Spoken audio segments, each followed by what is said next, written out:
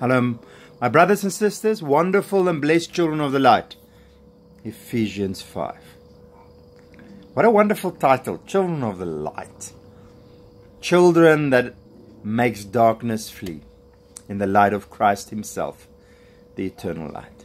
Today I want to quickly chat to you about something that really is for me so important and really irritates me big time. I'm still going to do a teaching on the importance of worship per se, glorifying God, thanksgiving and praise.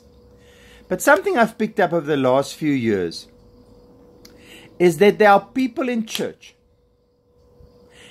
and not so much my own congregation, St. Francis, although there's one or two, but especially if you do a christening or a funeral or a wedding, where you have Christians from many different denominations together. And sadly also many Christians who never go to church, except with funerals, christenings, and weddings. That if there's a worship song to be sung, they stand there like statues. Now, not fancy songs, difficult melodies, well-known songs like Amazing Grace or I Know My Redeemer Lives. Songs that everybody hear over Christian musics and in Christian DVDs and CDs. And, you know, that's definitely not new and unknown to you. But they stand there like statues. Like they brushed their teeth with super glue that morning. And you think, you know what, here you stand in the presence of God, because in the beginning of any divine and holy service, we request God's presence in a special way. I think most ministers do it in your opening prayer. Ask God to be present and to bless us and to touch our hearts. So you ask His presence in a sacred and special way, and this is now your opportunity to glorify Him.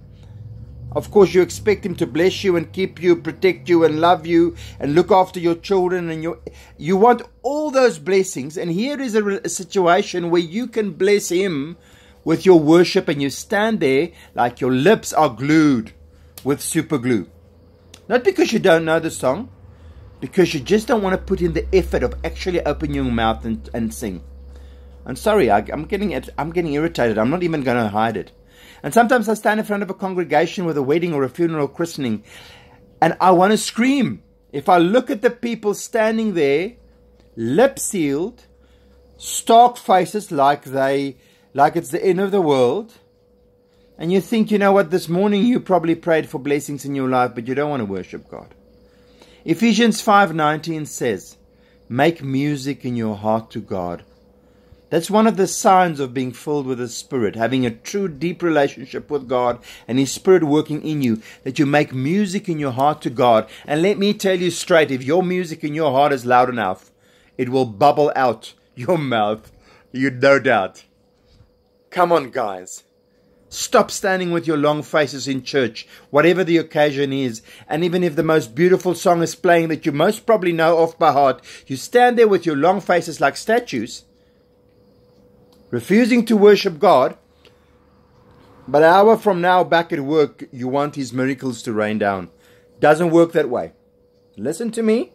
Doesn't work that way. Be encouraged to worship Him when you have the opportunity. There's so much blessings wrapped up in worship, and I still make a full video, a little video about touching on the blessings, spiritual blessings in worshiping God. Come on. When you have an opportunity, worship Him, honor Him, glorify Him, make music in your heart and let it bubble out your mouth. He deserves your worship.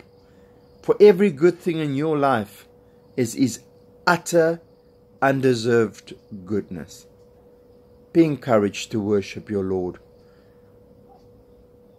That's a little sacrifice relevant to all the grace He's poured into your life. Go to my website, www.glitterforchrist.co.za, many other videos. And it's my true benediction that the one true living God, the only God, the Holy Trinity will bless you.